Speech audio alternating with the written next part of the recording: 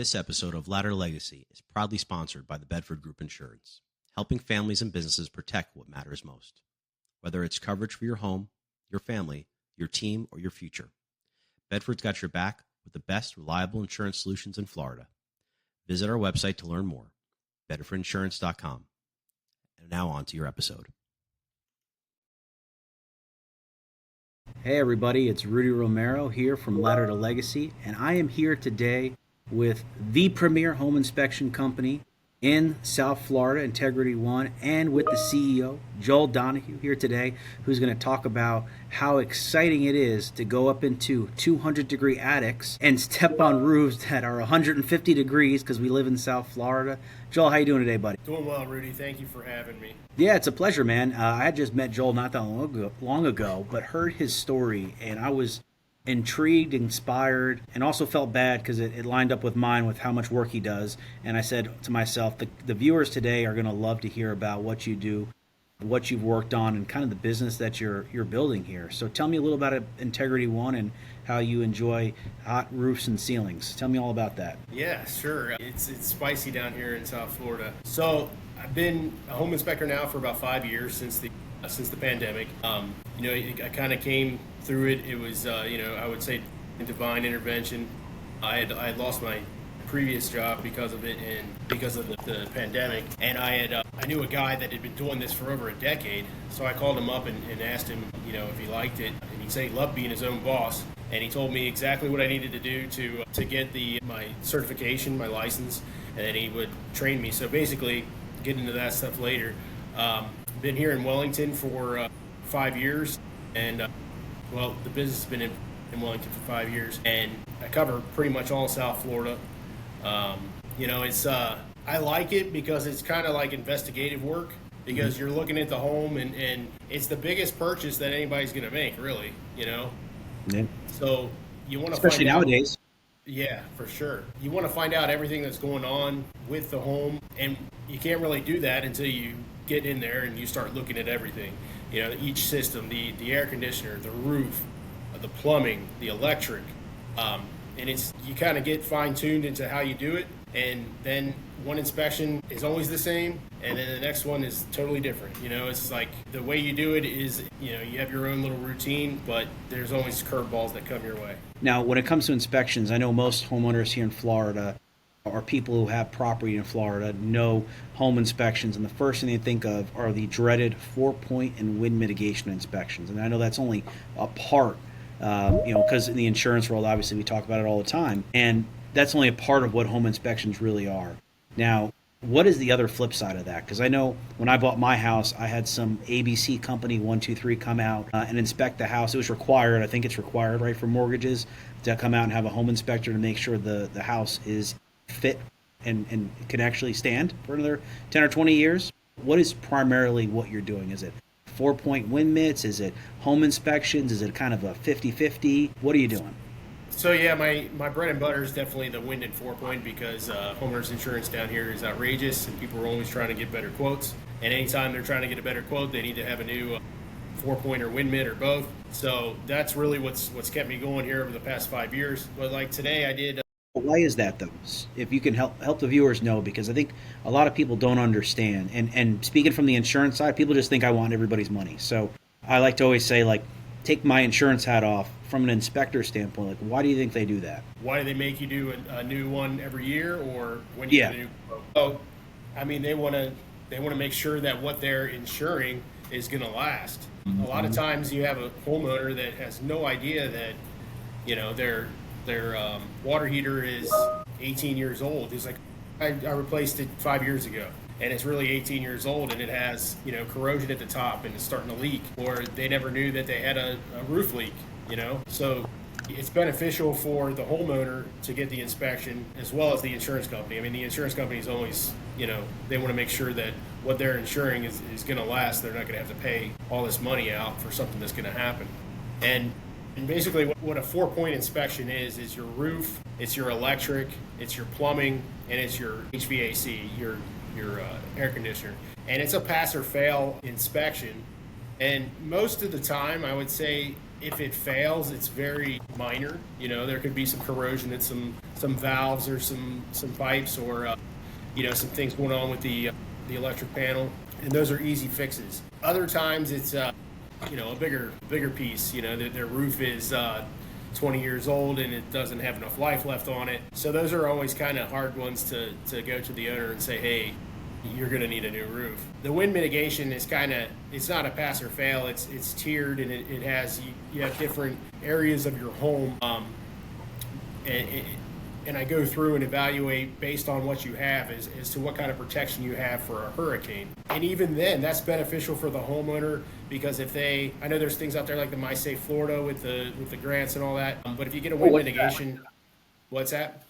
My Safe Florida, what is that? So I don't have anything with it, but inspectors will come out, they will do your wind mitigation, and they will say, okay, well, the A, B, and C are good, but D and E, you can, improve here, and it'll make your home safer. Then, you'll be able to get a discount. And I'm pretty sure that the state reimburses you up to a certain amount after you make these improvements. But like I was saying, that the wind mitigation, you may not even know what you have or what you could do to make your home safer. So it's always beneficial to get that. And they're usually good for a few years. Yeah, and you're exactly right. So most people think it's like a money grab, but the insurance agencies, the insurance agents have nothing to do with it. We're a middleman to that in most situations where the carrier's requesting it. There are some out there, and I won't dime out some of the carriers that are in the Boca Raton area that have 3 different companies under one major group that require it every year, but we do have to get them, and they are required. They is what it is. It's part of doing business in Florida, but they aren't that expensive from my understanding. And like you just said, what's more important than having a safe home, right? At the end of the day, if you don't have a safe house, right, you're sleeping in that place, you got your kids in that place, it's such a small amount of money for peace and mind. Why wouldn't you want to do it at the end of the day? Right. So what's the other side of the business then? So your home inspection. So if you're going to purchase a property, or even if you're putting the property on the market, you want to know what's going on with it. So basically, it's an expanded version of a 4-point. I go through all the major systems, get on your roof, get in your attic, test as many outlets as I possibly can, run all your water, make sure there's no leaks, flush all the toilets several times, run the showers, basically going room to room, kind of with a fine-tooth comb, and just really seeing, what's going on with the home. And I do the exterior as well. Today I did a frame home, which are usually from 81, which are usually problem children. Mm-hmm. There's usually wood rot and things like that. This one, what's that? Wood destroying organisms, is that the proper term? Yeah. Yes. So you either have, you can have termites or, different other kind of ants and things like that. Is that a problem down here in the South Florida area? I mean, it sounds like a silly question to ask, but is that something you see a lot of? Is wood destroying organisms, termites and carpenter ants and stuff like that? Yes, or these definitely beetles? Termites. The saying is, if you haven't had termites, you will. So a lot of times with the newer construction, they treat the wood and things, and especially down south, there's something called dade pine that they don't like, but I think that's all been used up. So some of the older homes are okay, but pest control businesses stay in business year round because of these guys. And a lot of times you don't even know you have it. You get up in the attic and it's everywhere. The termite frass and the evidence that it's there. But yeah, I'm not licensed to do termite inspections, but if I see evidence, then I do tell my clients. But more along with the general home inspection, basically, I take at least 250 to 300 photos on an average inspection. Yeah, it's pretty daunting. I document not even just the bad stuff, like the defects and things like that. I let you know where your main water shutoff is. I let you know if like the ground fault circuit interrupters. It's your little plug in your bathrooms and near your sinks. When those things pop off, they do that for a reason, and you want to make sure that if they're working, and also where to once they pop, how to get them back on, so that you can use your blow dryer or electric toothbrush or whatever. So I let the clients know all about that stuff. Take temperatures of the AC units, and I put all that stuff in there with photos. And it's it's an 80 to 100 page report, but at the very end, I have a small hit list of what the major defects are. But all the rest of the stuff is for them just to go through and reference. So it's worked out really well. That's awesome. And I know, like, personally, when I came down to Florida and bought my house, or before I bought my house, I have a we'll call it a good but terrible story. The same thing. I had a home inspector come in, and they had done a great home inspection. I was buying a home off of Mandarin in the Loxahatchee area. Beautiful house, and we were ready to go. We were literally home inspection away from pulling the trigger on this deal. And the home inspector had gone into the attic, so I was making jokes about attics, and shown a couple pictures. One of them was a baby pool in the attic of this house, and I would have never seen it, obviously, because I'm not looking for baby pools in an attic. And it was just this one electrical box that was not, didn't have a cap on it. I guess it was for like the hanging light in there, but it was open. And we decided not to move forward with the sale. There was a couple other issues, nothing daunting, but just a couple other problems, and they didn't want to fix them. And that's fine, things happen, right? So we paid for that home inspection. Then we get to the house I have now, and everything goes pretty well. They fix the issues. Thankfully, without the home inspector, I wouldn't have that paperwork to be able to say, hey, here's why we need these things fixed. This person, a third party, has said, hey, these are no bueno. Come to find out a month later, after moving into my current house, the home that I looked at beforehand that we were close to actually pulling the trigger on burnt down to the ground. Not just to the block, but the block fell apart and melted. They had some type of water leak that hit that electrical. The box or the panel didn't have the right, and again, I can't make this up, so just so you guys know, Joel has no idea what I'm talking about. His face is genuine. They did not have a GFCI in the attic, because it was an older house, but it was like 2001 or 2000. And I guess they didn't need to have them in those areas then. Why, I don't know. Or this person rigged it in some way that it didn't work. That short went to the panel exploded, lit all the other outlets on fire, house burnt down. It only took about 15 minutes for the roof to cave in, and the gentleman who lived there survived. Unfortunately, a few of his pets died. But we could have been in that house, a month later after moving in, and what a better testimonial to it happens. It actually does happen. I went through it personally, and I was actually so surprised by it when I heard it had happened, because it was on the news and everything. And I was like, what do you mean it burnt down? I just saw it last week, 2 weeks ago. It was just fine. And we thank our lucky stars that we didn't move in there. But these are the reasons why it's so important to have these inspections, whether you're in Florida or whether other state, but especially Florida, because like you said, it's so expensive. Homeowners insurance is expensive. Interest rates aren't dropping. Prices of houses have tripled in the last 5 years. People aren't taking care of their properties, everybody, and having people like Joel is kind of important. Yeah. Have you ever seen anything like that yet in your inspection in the last 5 or 6 years? Have you seen any of those situations occur? Sure. I mean, I've never seen anything to that magnitude. But I've definitely seen. There's plenty of times I've seen exposed wires in the attic.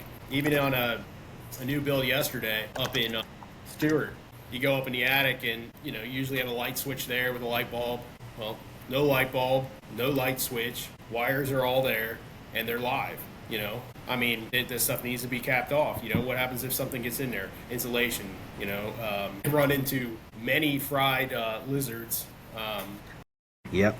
Throughout my inspections, but yeah, I have actually seen baby pools upstairs in the attic. Must be a Florida thing. I didn't see that when I lived up north. That just must be. They're trying to catch a leak. So like it's very interesting, some of the things I've seen. But yeah, you run into stuff all the time, and you learn to what you're going to call out and what you're not. The stuff that I call out is stuff that's it's safety issues. Like, do you really want to call out the exposed wires in the attic? Absolutely. You just sat there and gave an example of why you have to do that. Dryer vents. How many times I see a dryer vent? It's just going off into the attic, all the lint and everything, and what can that cause? Moisture, which can lead to mold, which can lead to health problems. So you find these things, and sometimes it, nothing against the realtors, but sometimes it makes them upset because you're calling this stuff out. I've had realtors come to me and say, why do you do this? Why do you do that? I said, well, that's my job.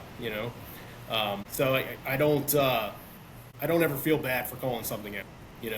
If somebody comes out and says that, there's no issue with it, it's like, I say that there's something wrong with it, the electric box, and an electrician comes out and says, no, everything looks good. Well, that's on him.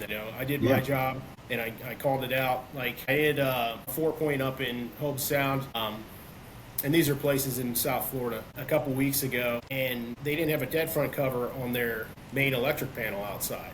So basically, if you could come by, a little kid or whoever could come by, lift up the latch, stick his finger in there, and be electrocuted.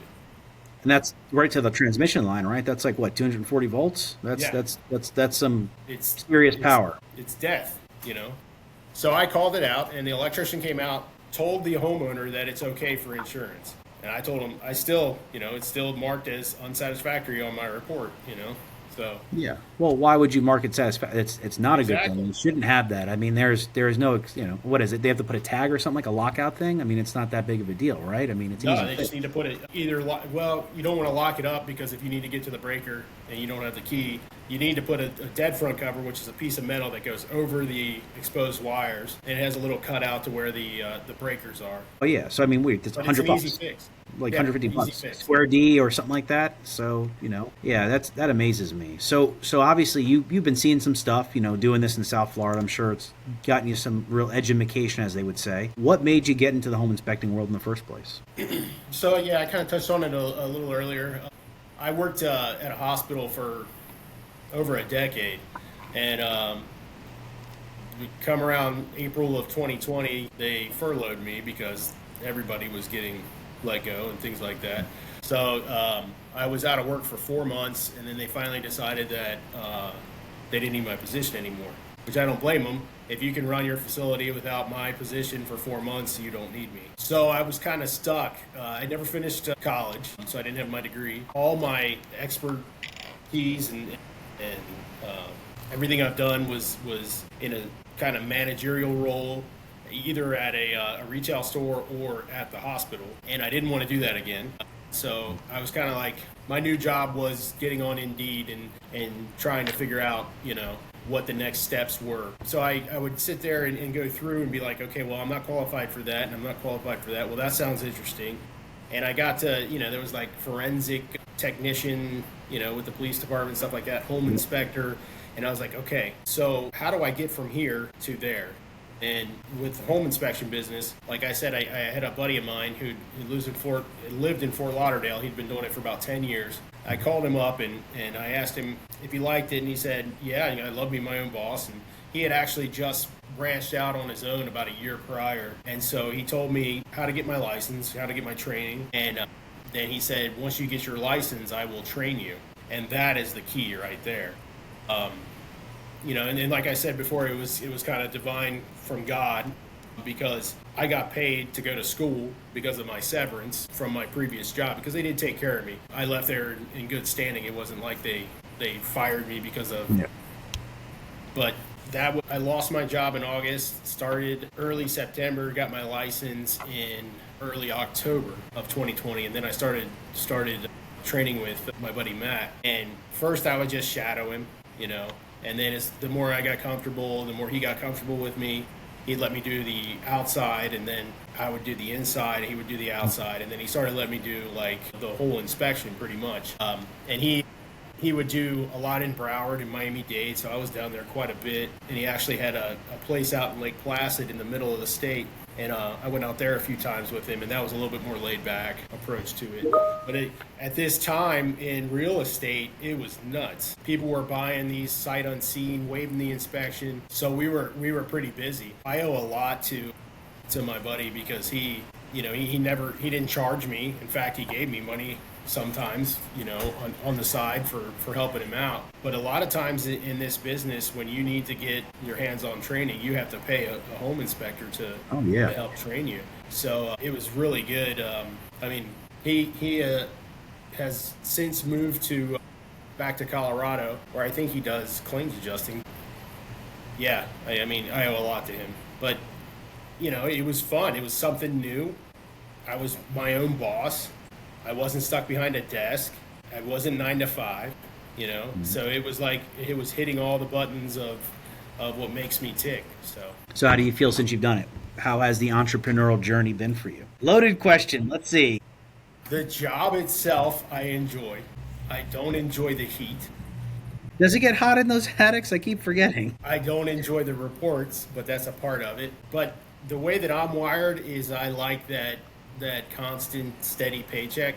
I like that security of that. And as a business owner and a home inspector, that doesn't come with it. You know, it's kind of like I'm sacrificing the 9 to 5 for uncertainty of my wages. Uncertainty about every single day? Yes, I know that feeling. Yeah. So it's like I don't have a boss squawking in my ear saying, you know, do this. I don't have that stress. I have the stress of, okay, well, where's this next job coming from? You know, there's been countless times I've been on Sunday night and being like, I don't have anything scheduled this week. You know, this week in particular, I didn't have anything scheduled to start the week out. I didn't get my first job until, I think, Tuesday afternoon. And so I did one on Wednesday, and then I ended up doing a full inspection and a wind mitigation yesterday, and another 4-point and another 4-point and full inspection today. So that kind of, you know, it just comes like that sometimes, you know. Yeah. I know there's some bigger firms out there that get booked weeks out, but that works to my advantage because I'm pretty flexible. And if somebody needs a job done really quick, I'm able to do that. But being a business owner definitely creates a different type of stress than a 9 to 5 job. Now, you know, I've heard what you've liked, what you didn't like, but how has the journey been from transitioning from being that employee to being your own, like you said, being the man, right? Not no one squawking in your ear, nobody telling you better get 5 or 6 jobs done today. You know, how's that been? So, I mean, I'll be brutally honest with you. I'm a different person today than I was 5 years ago when I started this. A lot more confidence in myself. You know, like since this is going to sound ridiculous, which it is ridiculous. I've had a phobia of talking on the phone since I was a kid. I can remember when I was in the 8th grade having to call a paleontologist because I was going to be the next Jurassic Park guy. I had to call a paleontologist at the Natural History Museum of Cincinnati, and I couldn't even talk to him, you know? And it's just kind of been like that. I never liked talking on the phone. I definitely had a phobia of it. And being a business owner, you have to, you know? Yeah. A home inspector, you have to. That's how you talk to people. When I first started this, I started going to these networking things, and I'm such an introvert. Like, once you get to know me, you know, I'll open up. I'm an open book. But I'm not the guy that comes out and goes across the room and always introduces myself. I try to be now, but when I first started this, I took a Post-it note and wrote on there and says, "No one's going to do it for you." And I put it on my dashboard in my car, and it's still there. I mean, it's faded. But there have been times where I was like, I don't want to do this. I don't want to go. And I look at that, and I'm like, okay, well, yeah, I guess I'm going. You know, so the personal growth that's happened in the past 5 years has definitely, it's been the biggest blessing to me. It makes me a better person. It makes me a better husband. You know, it makes me a better father for sure, and definitely a better business owner. You know, I've always had the customer service aspect of myself. You know, I've always had to do that, especially when you work in a hospital. Everybody's a potential customer. Me, the person next to me, the patients that are already there. So you always have to be in that mindset that, you know, you're here to serve people, you know? And so that part's always been easy to me. But really finding my voice and having that confidence to say, you know, I'm going to do this and there's no looking back. You know? No worries. Listen, he's got something to say also, obviously. Or she, I don't know, one of the two. Sorry, you're walking a dog out there. But yeah, so that's the journey has been awesome, and it's still going on, you know. Yeah, and I think, I mean, a lot of people don't love Jordan Peterson, but he's one of those that says, like, no one has come to save you. Confront reality, right? At the end of the day, we all get to that point, and again, mostly as business owners, right, as entrepreneurs, where we figure out that nobody's going to help us, that as much as we have friends, we have family, we have spouses, we have kids, we have some good employees, they're not coming to save you. They're not making that next paycheck for you, right? They're not coming to give you your mortgage payment. They're not paying that invoice that's due at the end of the week to your subcontractors, right? And until you get to that point where you're comfortable with accepting that, I say this before in another episode, is embracing the suck, right? Just stone cold embracing the suck. it's difficult. It's difficult to be a business owner and an entrepreneur and take those risks and really understand that the consequences of every single day that you line up as a business owner it's not consequential. It's important. Your day is literally planned out, and I try and plan mine out a week or so in advance, but every single day is planned out to the T.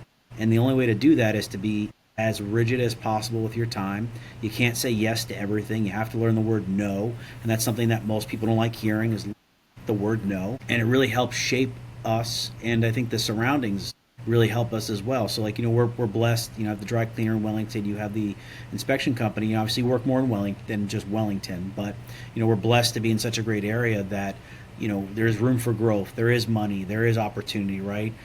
Take that and go and paste it in Spotsylvania, Virginia, right? A totally different area, or Woodstock, New York, or insert somewhere near Cincinnati, right, where there isn't as much opportunity. Thankfully, we're blessed to have it here, and it's part of what makes unfortunately great state of Florida great, but at the same time, it's still not easy on us, right? It's a day-to-day struggle. Did you think that, at 8 years old, when you were a paleontologist or whatever age you were, did you think you were going to be doing home inspections? What was your dream? What was the dream? So you wanted to be the guy at Jurassic Park, it sounds like. Oh, yeah. When I was in 8th grade, when it came out, man, I was definitely a dino nerd. My wife still makes fun of me because I can name them all. What's your favorite dinosaur? Got to ask no first. My favorite dinosaur, T-Rex. A T-Rex? Oh, of course it is. Oh, come on. That's it? Yeah. Nothing more fun? No, Dominus Rex or something ridiculous? Not some... A T-Rex has always been my favorite since I was a kid. Fair enough. But the dream, a long time ago, was I was going to be a high school history teacher and a football coach. Kind of following my dad's footsteps. Life gets in the way and you kind of lose sight of stuff. And then the other dream was September 11th happened, and I went to fire school in Cincinnati, and that didn't work out for different reasons. But that's probably the one that got away. If I could go back, which you can't, that's what I would. Yeah, I loved my time. We've sat down a couple times, but I loved my time in the fire department. It was great. I loved it, and I always tell everybody if I wouldn't have known any better, I should have listened and not put down the hose and picked up the gun and went to the police academy. I think that, again, all respect for everybody in blue. If I would have stayed a hose jockey, I would have been a much happier person in my life. But it got us to where we are today, right? So without the changes, without the challenges, right, without all the positive, the failing forwards, all of that, you wouldn't be your own business owner today, being an entrepreneur, pushing for success, or family and all the other things that have happened since then. They've shaped it, right? And we can't go back. And why would you? There's always more opportunity. Who knows? Maybe you'll become the next battalion chief. You never know. Maybe you decide you want to outsource your own fire department and make your own private fire service. Who knows? Yeah. I also, for 2 years, tried to get on with the FWC. That's the Fish and Wildlife Commission. Yep. Law enforcement for Florida. And I went to Tallahassee, had the interview, all that stuff. And they gave me a conditional offer for Dade County. And I went through the background check. I went through the psych eval, drug test, all that stuff, physical. I failed my eye exam. What? I'm red green deficient, and they rescinded the offer. Are they worried about you picking the wrong color fish? I mean, really? I don't know. You could pick a red green spotted deer. Yeah. So that happened right before I got married, so almost 8 years ago. I was pretty devastated after that because I was still searching for what I wanted to do. Yeah. The point of me telling you that is that I found what I wanted to do. I'm not saying that this is what I want to do the rest of my life, but I enjoy what I do, whereas before I didn't. My wife can tell you, she came home from work that one day and I said, I know what I want to do. And that made her really happy, since I was out of work at the time. Like you said, all these things, they happen for a reason. It's our path. If I went back, what would it change in my future? I wouldn't have those 5 years of growth. Yeah, you're right. And that's, again, it's not the stumbles. It's not the red-green friggin' failing tests. It's what you do after that, right? Because in life, and I think this is where most people are so blind. And I think it's better now since COVID, since people on the internet, YouTube, TikTok, all these things have kind of brought more of this, I think, forward into the foreground versus what it was back when we were kids, right? I always thought you had to be Scrooge McDuck to become a business owner, right? That was the quintessential business owner, was the guy had a big vault in his house and he was stacking up pennies, and, Monopoly is how you play the game, and you can only make money in real estate. Again, that's, when you're a kid, you don't know any better. But as you learn, you get older, you find that Virgin Atlantic, Richard Branson started that company, that airline, with $0 in capital. He quite literally leased a Boeing from Boeing after being turned down like 15 times making that phone call. And because you have to book flights out in advance, got 4 or 5 months worth of flights booked and built a freaking airline. So what people don't understand is Warren Buffett didn't become successful until he was in the late 50s. Success is such a topsy-turvy thing. One day you can be riding high and have 30 inspections, and the next day it could be feast or famine, and you just never know. But it's consistency. It's staying with it, right? It's not letting the hard times define who you are. It's about letting them raise you up, and I think it's pretty cool. You've done that. Like you said, you went through the hard times. You've had failures, and they were not of your own doing. There's nothing you could do about it, right? And there's stuff that we failed at that it is what it is, and we learn from it. But you keep moving, you keep building. So Integrity One, is this going to become like a franchise now? What are you going to do with it? What's the big goal for it? Well, 5 years ago, when it was rolling and I didn't really know anything, when the real estate was rolling, I thought, yeah, man, come 2 years from now, I'm going to have guys underneath me. Yep. And then reality sets in, and you have to do everything, and then the work slows up, But yeah, that would be like the biggest, thing for me to do, would be to be able to have multiple inspectors under me, train them up, and be able to do everything that I can do, and then be able to just start adding stuff to my knowledge base and offering these things to my customers. But yeah, I mean, I don't know much about franchising, but if I'm that busy, then yeah, that would be definitely a goal. Yeah, I can imagine. I mean, again, it sounds like your customers are happy with you. You're doing a good job. You're having fun. So it makes perfect sense to me. What about other things? So we talked about entrepreneurship. You know how many hats I love to curse myself with because I'm crazy. What else? What other things in this space or other spaces have you been interested in that as an entrepreneur you've looked into or investigated, and maybe you turned down? Maybe you looked into other stuff and you didn't like it. Was there other things you've looked into? No, not really. I mean, up until 5 years ago, I never thought I'd own my own business. I have a friend in Atlanta that I'm really close with. He runs it's like a online marketing thing for companies with social media, and he's been very successul with it. And I remember we were hiking in the mountains, and he was like, "Man, you got to start your own business." And I'm like, "Doing what?" And he's like, "Something, anything, But it's like what Dave Ramsey says: if you're your business owner, your income potential is unlimited. Yep. So I haven't really brainstormed that much about it, kind of being caught up in this one and trying to just figure things out to help my business grow. And that's been a journey in itself. Right now I'm really trying to it's not hammering, but asking every customer to leave a Google review, just trying to build that up, because I've really neglected that the past couple of years, and it's foolish to do that because it's free, and it really does help small business. Of course. Well, yeah, I mean, it builds opportunities for others to see how well you do, right? It's not like they're not going to give you the review that they think you deserve. It's anonymity, right? They can just put it online, and there's nothing you can do about it. So right. The hope is that they appreciated your service, and you did right by them, so they feel like you did right by them. But at the end of the day, you just never know what you're going to get anyway, right? It's like a box of chocolates. What has been some of the tools or references that you've kind of used to help you build this thing? Because I'm sure you were using YouTube, the local public library. What were the kind of tools that you were using to help you build this thing as you were working? Other than, your friend who helped you, obviously. So I took classes through my school about networking or about marketing for home inspection business, and that gave me ideas. I used to listen to a podcast of another inspection software company. They had a podcast, and I would listen to what those guys did, and these guys have been doing all these things, and I tried to do some of those things, knocking on doors at real estate offices, giving out my cards, that kind of stuff.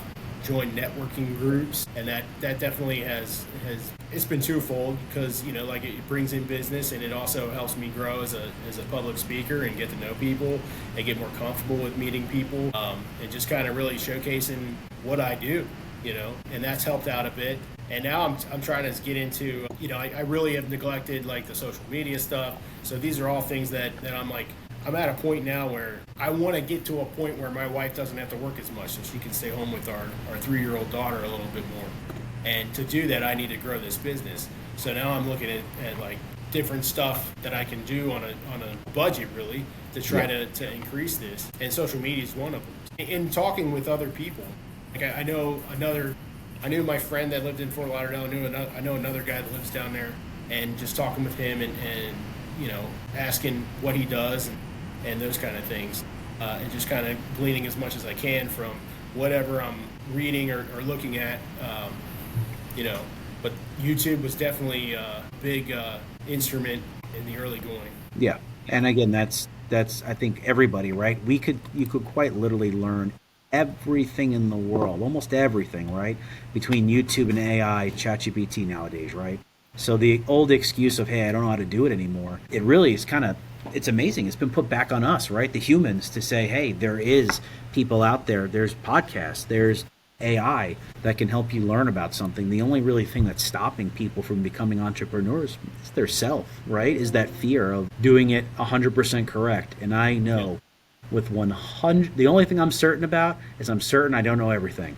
And I am certain that every day I make a mistake that I got to fall forward for and trying to learn and do something better. And I think that fear of making mistakes is what really holds a lot of them back. And there's a lot of great people I know who just won't decide to jump into the deep end in business ownership because they're so afraid of failing. But that's part of it. I'm sure your first week that you opened the company, you didn't have 300 inspections lined up, right? It took some time, right? It takes time, and you have to be comfortable in your own skin to fail. And like you said, these videos and stuff, they're great ways to kind of help you build confidence and understanding, right? Mimic other those who are actually doing a good job. That's always amazing, right? Just do it a little bit better than them. So what does the future look like for you? You staying in South Florida and building this monstrous organization? Is it going to be, figuring out your next path forward? Is it getting 5 or 6 guys underneath you? So it's a funny question, good question, because my wife and I talk about it quite a bit. She's from upstate New York, and I'm from, northern Kentucky, Cincinnati area, and we both missed the seasons, and we both want our daughter to experience that stuff. So we've talked about, and being from upstate New York, there's only a certain level of where we can go north for my wife, and Atlanta is the threshold, I think. So, I mean, we've talked about possibly moving up there and continuing the home inspection business there, but that's down the road maybe a little bit. So right now, it really depends. If I can build this thing up, we're not going anywhere. I like Wellington, I like South Florida. It is very hot, as I said a couple times, I think. I thought you said it was really cold, that you were too chilly and you have to wear a sweater. Was that not it? I wish. But yeah, so I mean, the goal right now is to definitely build this thing up and get it going. Because like I said, my wife, her heart's desire is to be home more with our daughter, and I want that for her as well. Yeah, and it's a beautiful goal to have. There's nothing wrong with that. I know that's something my wife, we've been striving for. Unfortunately, sorry, honey, it's not going to happen today. But in the near distant future, I hope it's going to be the same thing. Like you said, business is business. It comes first, not before family, but puts food on the table, right? And that's the most important thing, is that everybody's happy and healthy and is doing their thing. So when it comes to networking and stuff, you had said you had read some books or gone in a class. What are you doing in South Florida to kind of network now? Is there anything that has worked well for you? Because I know that's one of the biggest things that business owners neglect. They just don't understand. They don't understand the power of finding like-minded individuals who want to be successful, who want to grow. Like, what was your take on that, and how did you actually apply it? So getting into this as a business owner, I knew nothing, and being around other small business owners in a networking atmosphere, you learn so much, just from sitting down with you, I've learned a ton, and we've only talked maybe an hour and a half, so it's like, and being able to converse with people and get their input on certain things definitely helps. Joining a new group that I just recently joined. There's definitely people in there that I have relationships with already, and just being able to continue those relationships will definitely make me a better networker and a better home inspector. Yeah, and I think that's great. That's exactly right. And it's funny how people, you start to figure out how important networking really is at a certain point in your business ownership career. And it's not like it is up north in the New York tri-state area. It's definitely a lot easier. It's a lot more situated, maybe is the right word, or it's older. There's an older amount of networking groups and organizations down here. That's like a post-COVID thing. Sure, there's been chambers, and there's a lot of great chambers out there, but there really hasn't been many great networking groups. And I think we're seeing that kind of as a transition here in Florida, as we get more, as they call it, the Wall Street South area in Palm Beach here. It becomes a lot better for these networking organizations. Business ownership has increased, and it seems to be really helpful for all of us. I mean, I say I can't complain. Like you said, there's a lot of great organizations and groups out there that are really helping us all, get together and find like-minded people who want to be successful, who want to raise that rung a bit higher than the normal person. So there's one thing I like to ask all my podcast participants, and you may have watched the podcast, and I say the same thing every time before I say this. You may have watched it and kind of got a sneak peek, or maybe you didn't. It's the hardest hitting question of the day for you. It's the one that always stumps everybody, the hardest question. I'm joking, by the way. But if you could ask one person, whether dead or alive, one singular question, who would that person be, and what would the question be that you would ask them? Hard one, right? Yeah, because there's a couple. I mean, I would say I'd ask my mom. She passed 7 years ago. I'd ask her if I made her proud, but I already know I did. So I would say faith is a very big part of my life, so I'd probably ask Jesus why I went through all that heartache to get to here, But I think I know that already, because he's sculpting me. So, but yeah. It's a beautiful answer. And I can tell you're actually not the first person to have a similar answer, truthfully. And I don't know if that just has to do with the podcast or the people I'm bringing on, but I think it's a beautiful question and it's a beautiful answer. And, I think you're right. I'd love to know a lot of things. I'd have a lot of questions for him.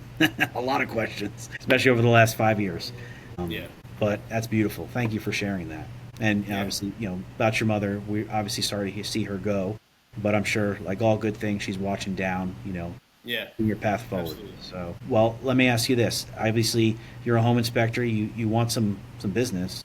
How do people find you anyway? Are you on Instagram? Are you on Facebook? What's your phone number? What's your email? How do people get in touch with you? So on Instagram, I'm on Facebook, I'm on LinkedIn. I haven't been very active, but that's going to change. I have a website. It's Integrity One Home Inspections. That's the number one, Home Inspections with an S. .com. You can call me. You can either call or text. The number's 561-565-8513. You get me every time. It's not an automated thing. It's not another person. So if you have any questions or anything like that, you can feel free to give me a call. Even if I'm not doing an inspection for you and you have a question about your home, you can still call me and I will try to answer that. I've had several people, because it's like somebody calls you and they have a bunch of questions about their wind mitigation. You tell them, well, if you do this, this, and this, then it's going to help you. Sometimes I get that job, sometimes I don't, but you're still helping that person out, and I think that's kind of the point of all this. But giver's mindset, right? Yeah, most definitely. Awesome. Well, Joel, hey man, I appreciate you taking the time to come on today. Team, people who are watching this, you now know who your home inspector should be. You know a little bit about them, and you know how to get in touch with them. So I hope all your viewers, if you have some home inspection needs, especially my Bedford clients, please make sure you give Joel a shout. He's a great guy. You've heard it from the horse's mouth. He's here to help you out. And I appreciate you coming on for me, buddy. Thank you, Rudy. I appreciate it. Appreciate you having me. Well, have a great rest of your weekend and enjoy, my friend. Thanks. You too.